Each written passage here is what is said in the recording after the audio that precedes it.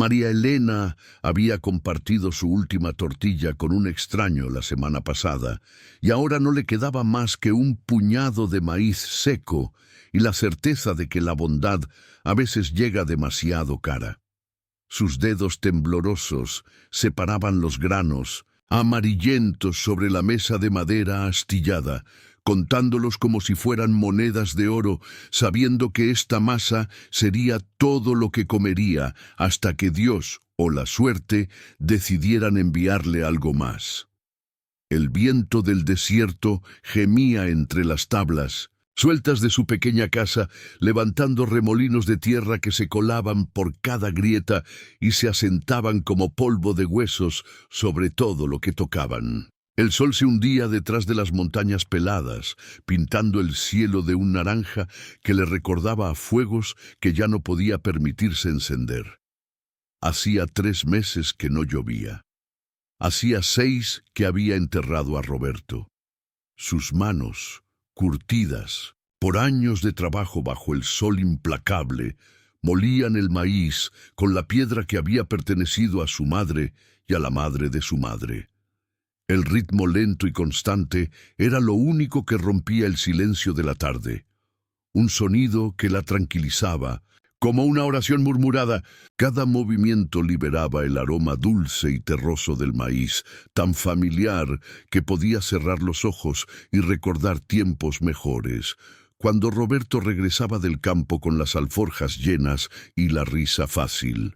Ahora solo quedaba ella y esta casa que parecía achicarse cada día, como si las paredes se cerraran lentamente para aplastar lo poco que quedaba de su mundo. Los vecinos más cercanos vivían a 3 kilómetros, y desde el funeral habían dejado de visitarla. No por crueldad, sino porque la pobreza era contagiosa en estas tierras secas, y cada familia tenía suficientes problemas propios. María Elena agregó unas gotas de agua al maíz molido, estirando la mezcla hasta formar una masa pegajosa que apenas alcanzaría para una tortilla pequeña. Sus ojos, del color del café quemado, se fijaron en las últimas migajas que quedaban en el metate. Mañana no habría ni eso. Fue entonces cuando lo escuchó, un sonido sordo y rítmico que cortaba el viento como un cuchillo, cascos de caballo lentos e irregulares acercándose por el sendero que llevaba a su puerta. María Elena se quedó inmóvil, con las manos todavía húmedas de masa, el corazón golpeando contra sus costillas como un pájaro enjaulado. Nadie venía a visitarla después del anochecer. Nadie venía a visitarla nunca. El sonido se detuvo, justo afuera de su puerta. María Elena se acercó a la ventana con pasos silenciosos, apartando apenas la cortina deshilachada para mirar hacia el patio. La luna llena bañaba todo con una luz plateada que convertía las sombras en formas amenazantes. Un caballo negro se tambaleaba cerca del pozo, con la cabeza gacha y los flancos brillando de sudor. En la silla, un hombre se aferraba a la montura como si fuera lo único que lo mantenía con vida. Cuando el jinete intentó desmontarse, se desplomó sobre la tierra seca con un gemido sordo que llegó hasta sus oídos a través de la puerta de madera. María Elena vio cómo intentaba incorporarse, cómo sus brazos temblaban bajo el peso de su propio cuerpo, y cómo una mancha oscura se extendía por el costado de su camisa blanca. «Señora», murmuró el hombre con voz ronca, «por favor». No, debería abrir la puerta. Una mujer sola, un extraño herido en la noche. Roberto le había enseñado que la bondad podía ser peligrosa. Pero algo en la forma en que el hombre se curvaba sobre sí mismo, protegiéndose una herida que no podía ver, le recordó a un animal lastimado. Y María Elena nunca había podido ignorar el sufrimiento, ni siquiera cuando le costara su última tortilla. Abrió la puerta. El charro levantó la cabeza al escuchar el crujido de las bisagras. Su rostro estaba cubierto de polvo y sudor, pero ella pudo ver que era joven, tal vez de la edad que habría tenido su hijo si hubiera vivido. Su sombrero había rodado varios metros, revelando cabello negro que se pegaba a su frente. Sus ojos, cuando la miraron, eran del color de la tierra después de la lluvia. «No quiero causarle problemas», dijo, intentando ponerse en pie. «Solo necesito agua». «Está sangrando», respondió María Elena, saliendo al patio. La sangre que manchaba su camisa se veía negra bajo la luz de la luna. «¿Qué le pasó?» «Una bala perdida», mintió él, aunque sus ojos le dijeron que había mucho más detrás de esa herida. «No soy un hombre malo, señora, se lo juro por la Virgen». María Elena estudió su rostro, buscando signos de crueldad o engaño. Lo que encontró fue dolor, y algo que reconoció porque lo había visto en su propio espejo durante los últimos meses. Una soledad tan profunda que se había vuelto parte de él. «Venga», dijo, ofreciéndole su brazo. «Adentro». El hombre la miró como si no pudiera creer lo que escuchaba. Cuando ella no retiró el brazo, se apoyó en él con cuidado, como si temiera que fuera a desaparecer. La fiebre lo tomó antes del amanecer. María Elena había logrado llevarlo hasta el catre donde dormía Roberto, había limpiado la herida de bala en su costado izquierdo y la había vendado con tiras rasgadas de su única sábana buena. Pero ahora el hombre se retorcía entre delirios, murmurando nombres que ella no reconocía y palabras que sonaban como órdenes militares. «Diego», gemía una y otra vez. «Diego, cuidado con el capitán». María Elena mojó un trapo en agua fresca y se lo pasó por la frente ardiente. Su piel quemaba como hierro al rojo vivo, y cada vez que ella intentaba alejarse, él extendía la mano buscándola, como si fuera su única ancla en medio de una tormenta invisible. «Tranquilo», le susurraba, aunque sabía que no podía escucharla. «Está a salvo». Durante las horas más oscuras de la noche, él habló de caballos corriendo bajo las balas, de papeles escondidos en alforjas, de un hombre con uniforme que traicionaba a su propia gente. Sus palabras salían entrecortadas, mezcladas con gemidos de dolor, pero María Elena comenzó a armar un rompecabezas que la inquietaba. «Las cartas», murmuró él, agarrando su muñeca con dedos que ardían. «Tienen que llegar a la capital. El general Villa tiene que saber». Villa, el nombre la hizo temblar. En estas tierras ese nombre significaba revolución, guerra, peligro. Si este hombre estaba conectado con Villa, si llevaba mensajes de los revolucionarios... «No», susurró, ella para sí misma limpiando el sudor de su frente. «No puede ser».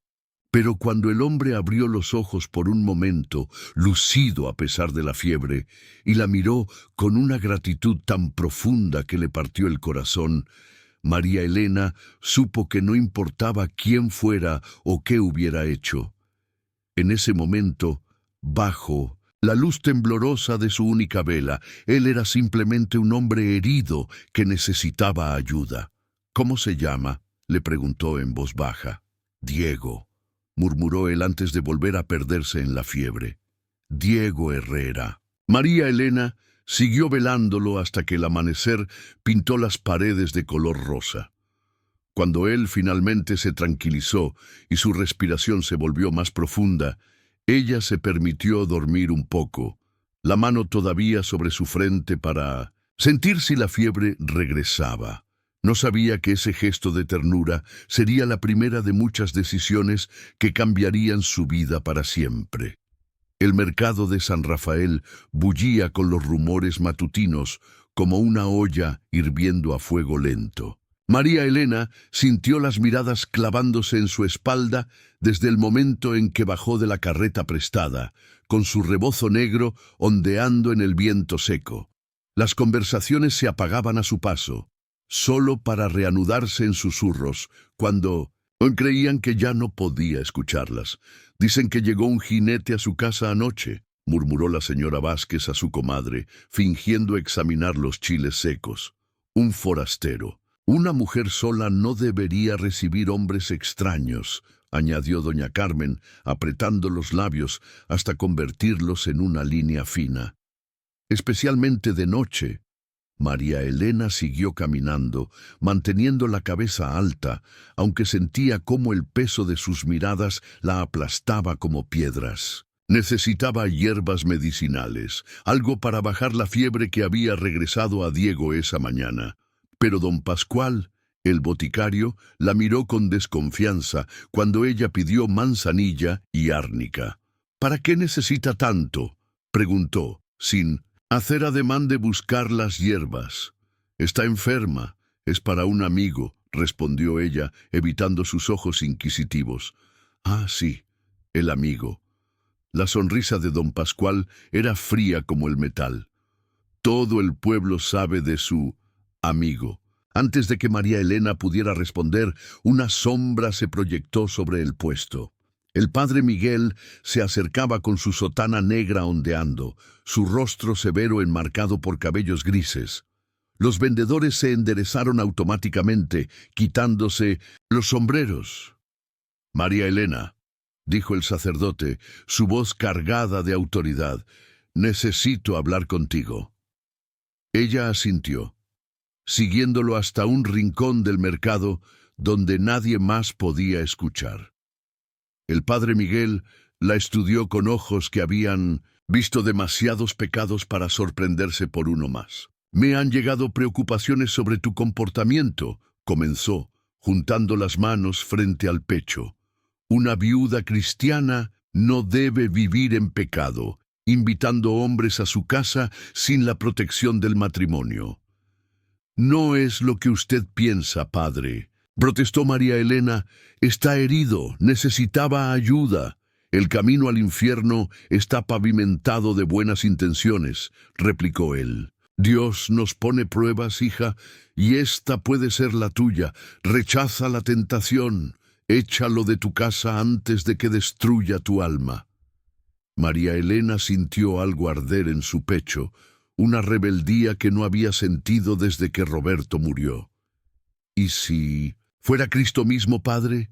¿También lo echaría?» El rostro del sacerdote se endureció. «No blasfemes, este hombre no es Cristo». «No», murmuró ella, dándose vuelta para marcharse, «pero sangra igual que él». El silencio de la mañana la despertó. No los gemidos de dolor, no las palabras murmuradas en sueños, sino un silencio tan completo que María Elena se incorporó de inmediato, con el corazón martillando contra las costillas. La luz del amanecer se filtraba por la ventana, iluminando el catre donde Diego había pasado 3 días luchando contra la fiebre. El catre estaba vacío. Las mantas seguían tibias, pero él se había ido. María Elena se levantó con piernas temblorosas, tocando el lugar donde había estado su cabeza. Las sábanas conservaban la forma de su cuerpo, una depresión en el colchón de paja que ya parecía demasiado pequeña, como si hubiera sido un sueño que se desvanecía con la luz del día. Corrió hacia la puerta, abriéndola de par en par. El caballo negro también había desaparecido. Solo quedaban las huellas en la tierra seca, marcas profundas que llevaban hacia el sendero, y luego se perdían entre las rocas, como si nunca hubiera existido, pero cuando regresó adentro, encontró las pruebas. Las vendas manchadas de sangre que había usado para curarlo estaban dobladas pulcramente sobre la mesa. Junto a ellas, 3 monedas de plata que brillaban como estrellas caídas, y debajo de las monedas una nota escrita con letra temblorosa, que Dios la bendiga por su bondad. D.H. María Elena se dejó caer en la silla, sosteniendo el papel entre los dedos como si fuera sagrado. Las lágrimas llegaron sin previo aviso, rodando por sus mejillas hasta caer sobre sus manos. No sabía por qué lloraba. Debería estar aliviada. El peligro había pasado. Los rumores del pueblo se calmarían. Su vida podría volver a la normalidad. Pero por primera vez en meses se había sentido necesaria. Por primera vez, desde que enterró a Roberto, Había tenido una razón para levantarse cada mañana, para encender el fuego, para cuidar de alguien más que de ella misma. Ahora solo quedaba el eco de su presencia y un vacío que se sentía más grande que toda la casa. Salió al patio y siguió las huellas hasta donde se perdían en el camino. El viento ya comenzaba a borrarlas, llenando las marcas con arena fina. Para el mediodía no quedaría rastro de que Diego Herrera había estado allí, pero en su corazón, María Elena sabía que algo había cambiado para siempre. Había tocado una vida y había sido tocada a cambio, y esa marca era más permanente que cualquier huella en la tierra. La cantina de San Rafael olía a tabaco rancio y tequila derramado, pero era el único lugar donde se podían escuchar noticias que no llegaban por los canales oficiales. María Elena se quedó en la sombra del edificio de enfrente, fingiendo examinar los zarapes colgados en el puesto de Doña Luz, mientras prestaba atención a las voces que salían por la puerta entreabierta. El capitán Morales llegó esta mañana. Decía una voz ronca que reconoció como la de don Esteban, el herrero, preguntando por un revolucionario herido. Dicen que se llama Diego Herrera. El nombre la golpeó como un puño en el estómago. María Elena se aferró al zarape que tenía en las manos, tratando de mantener la respiración estable mientras su mundo se tambaleaba. ¿Y qué quiere con él?, preguntó otra voz. Traición al gobierno, dicen. Robó documentos militares importantes. Hay una recompensa de 500 pesos por información que lleve a su captura. 500 pesos. Era más dinero del que María Elena había visto junto en toda su vida. Era comida para un año, ropa nueva, tal vez hasta un caballo. Pero cuando pensó en Diego, en sus ojos llenos de dolor y gratitud, el dinero le pareció sucio. Un hombre alto con uniforme militar salió de la cantina, seguido por 2 soldados rasos. El capitán Morales tenía el rostro curtido por el sol y una cicatriz que le bajaba desde la sien hasta la mandíbula. Sus ojos eran fríos como pedernal, del tipo que había visto demasiada muerte para que una más le importara. «Ustedes 2», ordenó a los soldados, «revisen la casa de la viuda Jiménez. Si alguien vio algo, tiene que haber sido ella. Su casa está aislada, perfecta para esconder a un fugitivo». María Elena sintió que la sangre se le helaba en las venas. Se alejó del puesto con pasos medidos, tratando de no correr, aunque cada instinto le gritaba que huyera. Pero no había a dónde ir.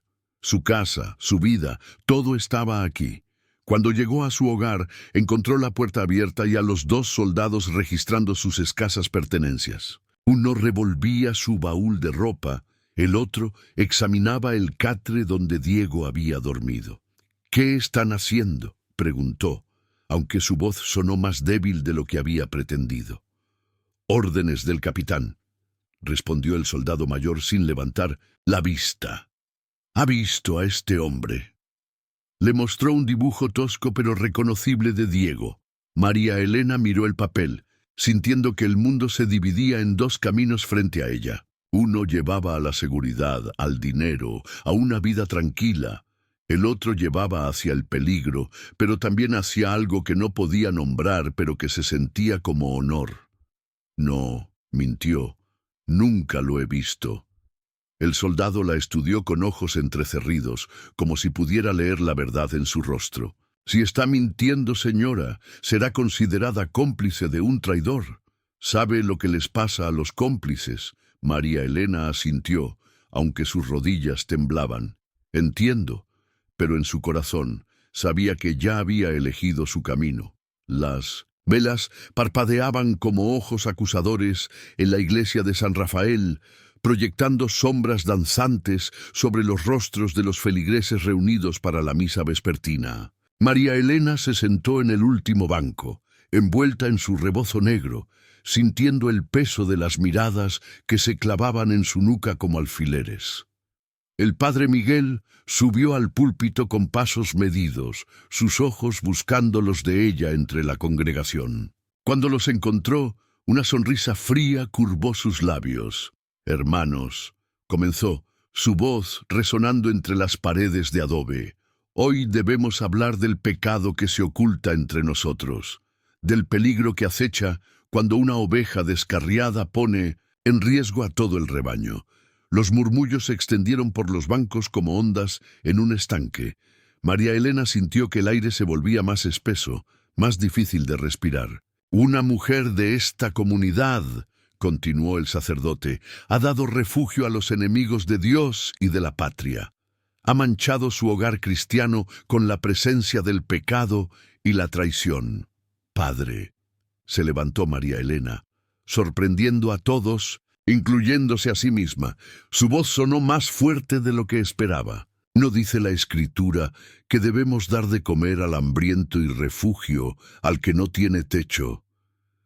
Un silencio tenso llenó la iglesia. El padre Miguel la miró con ojos que brillaban de ira apenas contenida. «La caridad mal dirigida es pecado», replicó. «Cuando ayudas a los enemigos de Dios, te conviertes en su cómplice». «¿Y quién decide quiénes son los enemigos de Dios?», preguntó María Elena, caminando hacia el pasillo central. «¿El capitán Morales? ¿Los soldados que registran las casas y amenazan a las viudas?» Gasps ahogados resonaron entre los feligreses. Doña Carmen se persignó repetidamente, mientras que don Pascual negaba con la cabeza como si presenciara una blasfemia. «Hija», la voz del padre Miguel se volvió peligrosamente suave. «Estás siendo engañada por el demonio. Confiesa tus pecados, ahora públicamente, y aún puedes salvar tu alma». María Elena miró los rostros a su alrededor. Vio miedo en algunos, condena en otros, pero también algo más en los ojos de las mujeres mayores, un reconocimiento silencioso, como si recordaran tiempos en que ellas también habían tenido que elegir entre la seguridad y la compasión. «Mi único pecado», dijo con voz firme, «es tener corazón, y si eso me condena, entonces acepto la condena». Se dio vuelta y caminó hacia la puerta, sus pasos resonando en el silencio absoluto. Cuando llegó al umbral, se detuvo sin voltear. Pero recuerden esto: cuando Cristo regrese, no les preguntará a quién obedecieron, sino a quién ayudaron. La puerta se cerró detrás de ella con un sonido que se sintió como el final de una vida y el comienzo de otra. La medianoche había envuelto la casa en un silencio profundo cuando María Elena escuchó el suave golpe en la ventana. 3 toques cortos, una pausa, 2 más. Su corazón se aceleró mientras se acercaba a la ventana, apartando la cortina con manos temblorosas. Diego estaba en las sombras, su rostro apenas visible bajo la luz de las estrellas. Se veía más delgado, más curtido por el sol y el viento, pero sus ojos conservaban esa mezcla de determinación y vulnerabilidad que la había conmovido desde el primer momento. «No debería estar aquí», susurró él cuando ella abrió la puerta. «Es peligroso para usted». «Ya es peligroso», respondió María Elena, haciéndolo pasar. «Los soldados registraron mi casa. Todo el pueblo sabe que lo ayudé». Diego cerró los ojos, como si el peso de la culpa fuera físicamente doloroso. «Lo siento, nunca quise involucrarla en esto». «¿En qué exactamente?», preguntó ella, encendiendo una vela. «Es hora de que me diga la verdad completa». Diego se quitó el zarape y reveló una alforja de cuero gastado que llevaba cruzada sobre el pecho. Con manos cuidadosas, extrajo un paquete envuelto en tela encerada. Cuando lo abrió, María Elena vio cartas, documentos oficiales y fotografías que parecían haber sido tomadas en secreto. «Mi verdadero nombre es Diego Herrera», comenzó, su voz apenas audible. Era teniente del Ejército Federal, pero descubrí algo que no debía saber. Las cartas que le mostró llevaban el sello oficial del gobierno, pero los contenidos la hicieron estremecer.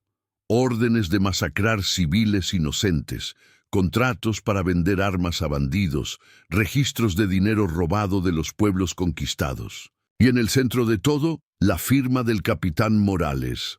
Él está vendiendo armas a los revolucionarios y al gobierno al mismo tiempo, explicó Diego, creando conflictos para vender más armas, dejando que mueran soldados y civiles por igual, todo por dinero. María Elena tocó una fotografía donde se veía al capitán Morales entregando cajas de municiones a hombres que claramente no eran soldados federales. ¿Por qué no lo denunció a sus superiores? Lo intenté. La amargura en su voz era palpable. Sus superiores están involucrados. Cuando traté de enviar evidencia a la capital, me acusaron de traición. Tuve que escapar con las pruebas. Y ahora está de vuelta, murmuró ella, entendiendo finalmente la magnitud del peligro. Porque usted me salvó la vida, dijo Diego, mirándola directamente. Y porque hay un juez honesto en la capital que puede usar esta evidencia. Pero necesito llegar allí vivo. María Elena estudió los documentos, sintiendo el peso de la decisión que se aproximaba. Podía mantener la boca cerrada, dejar que Diego siguiera huyendo y tal vez recuperar algo de su antigua vida, o podía ayudarlo a exponer la verdad, sabiendo que eso significaría enfrentar no solo al capitán Morales, sino a todo un sistema corrupto. ¿Qué necesita de mí?, preguntó, aunque en su corazón ya conocía la respuesta. El amanecer llegó demasiado pronto, pintando la plaza de San Rafael con tonos dorados que contrastaban cruelmente con la tensión que colgaba en el aire como una tormenta a punto de estallar. María Elena se colocó en el centro de la plaza, con la alforja de Diego colgando de su hombro y el corazón martillando contra las costillas.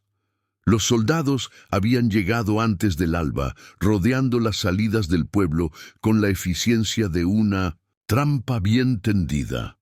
El capitán Morales se paseaba frente a la iglesia como un predador que saborea la caza, mientras los habitantes del pueblo se reunían en grupos susurrantes, manteniendo una distancia prudente. «¡María Elena Jiménez!», gritó el capitán, su voz cortando el aire matutino como un látigo. «Sabemos que has estado escondiendo al traidor. Entréguelo ahora y tu castigo será menor». «No hay ningún traidor aquí», respondió ella, levantando la voz para que todos pudieran escuchar. «Solo hay un hombre que quiere exponer la verdad». Las risas del capitán sonaron metálicas, sin humor. «¿La verdad? Te contó ese criminal sus mentiras, te convenció de que él es el héroe».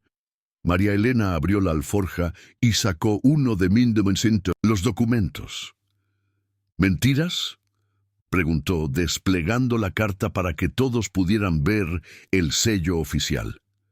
«¿Son mentiras estas órdenes firmadas por usted, ordenando la muerte de familias inocentes?». Un murmullo se extendió por la multitud.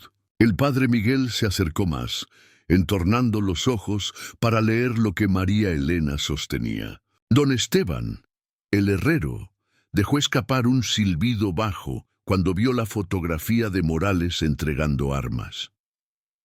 «Esos documentos son falsificaciones», espetó el capitán, pero su voz había perdido parte de su seguridad. «Propaganda revolucionaria». «Entonces, no tendrá problemas en explicárselo al juez en la capital», replicó María Elena, «a menos que prefiera matarme aquí, delante de todo el pueblo, para silenciar la verdad». El silencio que siguió fue absoluto. Morales miró a sus soldados, luego a la multitud que ahora lo observaba con nuevos ojos. Algunos rostros mostraban horror al comprender las implicaciones de lo que habían escuchado. «Capitán», la voz del detective Padre Miguel sonó temblorosa. «Si estos documentos son reales...». «No lo son», rugió Morales, pero su mano se movió instintivamente hacia la pistola en su cadera. En ese momento, Diego emergió de entre las sombras de la cantina, con las manos levantadas pero la espalda recta. «Los documentos son reales», declaró. Y tengo más evidencia, suficiente para que todo México sepa qué clase de hombre es usted, capitán. Morales desenvainó su arma, pero la multitud se había movido, rodeándolos en un círculo que ya no era de espectadores, sino de testigos. «Entreguen todos los documentos», ordenó, «o los mato a ambos aquí mismo». «Adelante», dijo María Elena, sorprendiéndose de la calma en su propia voz. «Mate a una viuda desarmada delante de su propio pueblo. Muestre a todos exactamente quién es usted». La mano de Morales tembló en el gatillo, atrapado entre su culpabilidad y su desesperación. El edificio del gobierno regional en Ciudad Jiménez se alzaba como una fortaleza de piedra gris bajo el sol implacable del mediodía.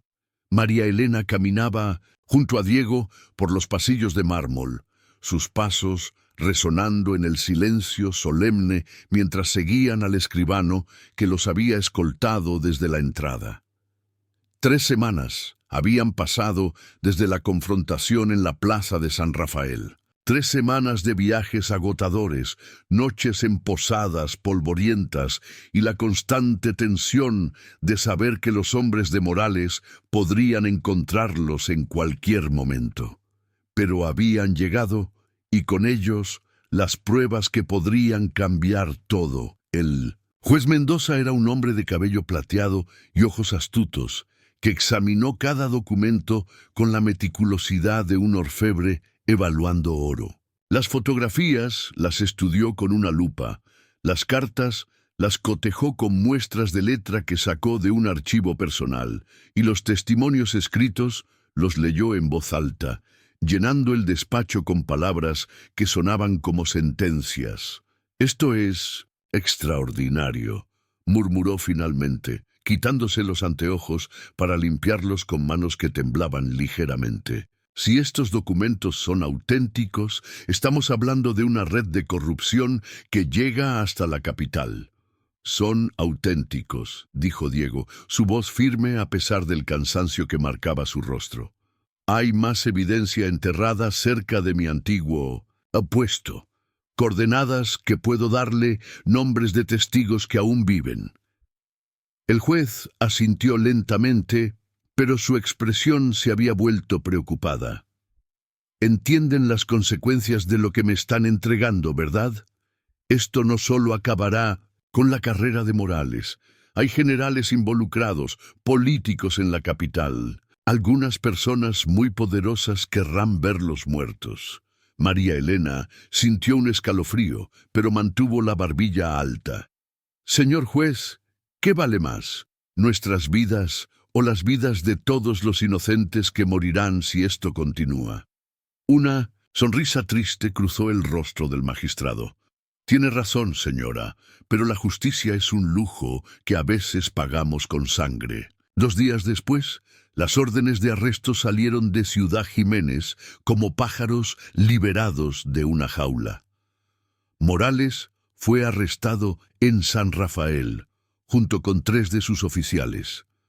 Los documentos fueron enviados a México DF, donde un escándalo comenzó a gestarse en los pasillos del poder, pero cuando María Elena y Diego regresaron al pueblo, encontraron su casa quemada hasta los cimientos. Las paredes de adobe se habían convertido en escombros ennegrecidos, y entre las cenizas, una nota clavada en un palo de madera. «Esto es lo que les pasa a los traidores».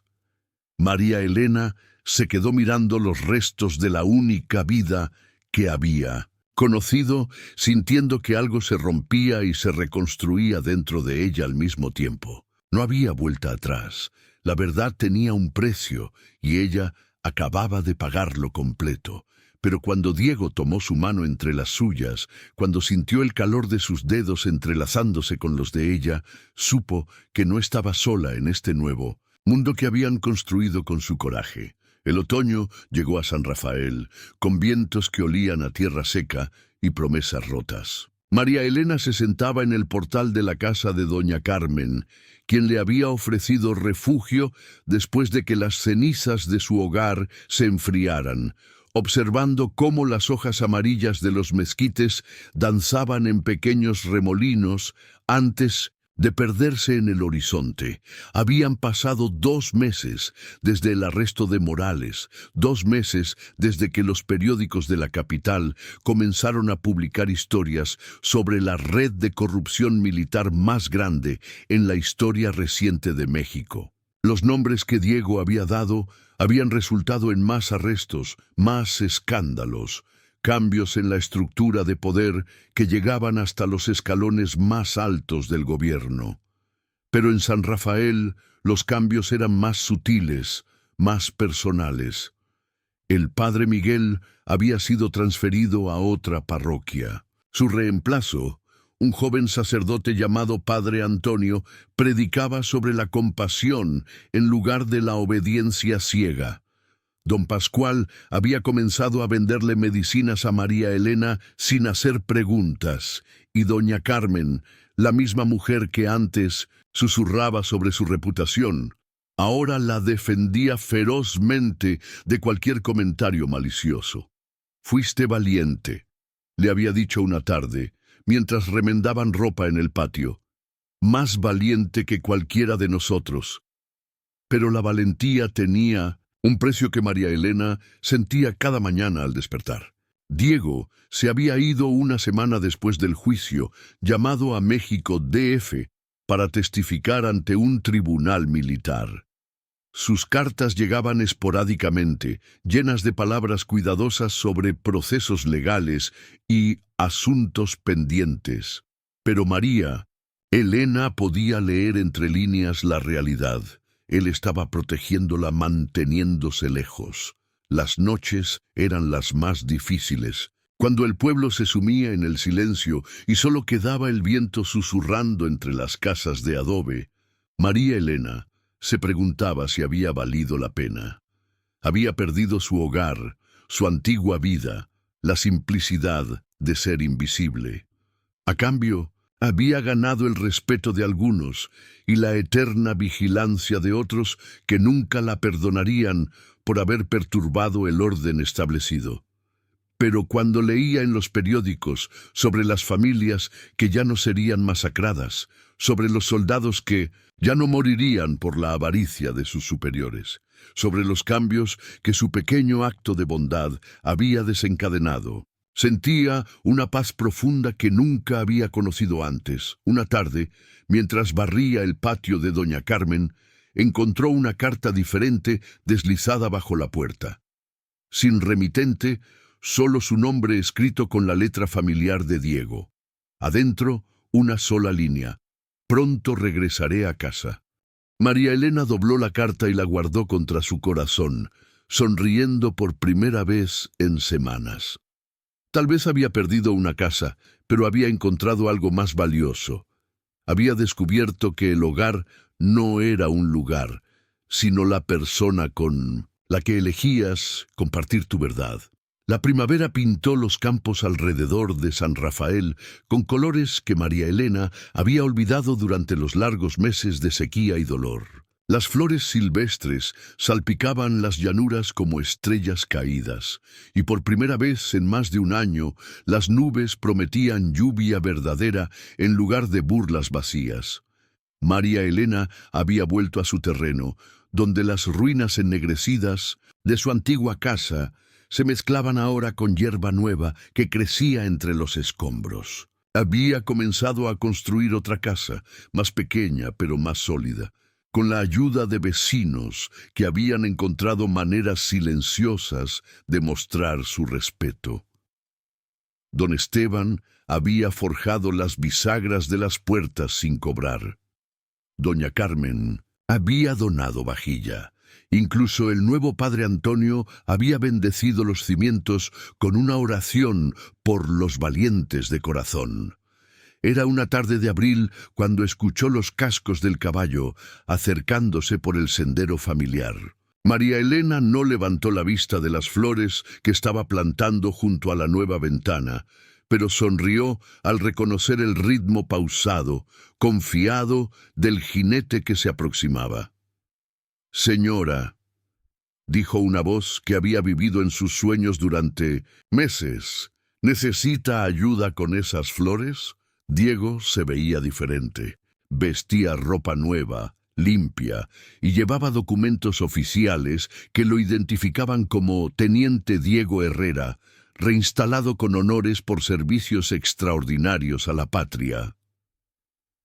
Pero sus ojos conservaban la misma calidez, la misma mezcla de vulnerabilidad y fuerza que la había conquistado desde el principio. Pensé que estaba en México, DF, dijo ella, limpiándose las manos en el delantal. Lo estaba, respondió él, desmontando con la gracia natural de un hombre nacido sobre la silla. Pero resulta que hay un puesto vacante aquí. Necesitan un comandante para la nueva guarnición que reemplazará a la de Morales.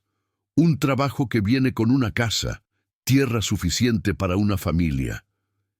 María Elena sintió que algo se expandía en su pecho, cálido como el sol de la mañana.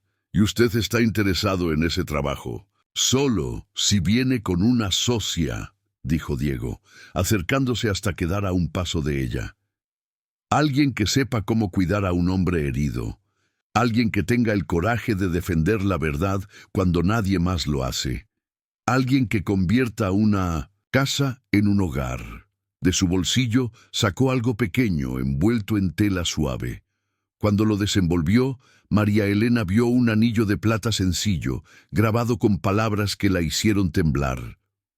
Para la mujer que me enseñó que la bondad es la forma más pura de valentía. María Elena, dijo Diego, tomando sus manos entre las suyas, ¿me haría el honor de ser mi esposa?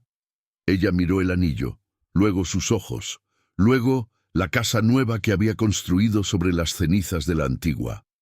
Todo había comenzado con un puñado de masa de maíz y la decisión de abrir la puerta a un extraño herido. Ahora, esa misma bondad había regresado a ella multiplicada, transformada en algo que brillaba como las promesas que hacen los enamorados bajo las estrellas. Sí, susurró, y cuando él deslizó el anillo en su dedo, María Elena supo que había encontrado por fin lo que había estado buscando sin saberlo. Un amor ganado con sacrificio, construido sobre verdad y bendecido por la justicia. A veces, alimentar a un desconocido no solo salva una vida, a veces cambia el mundo entero.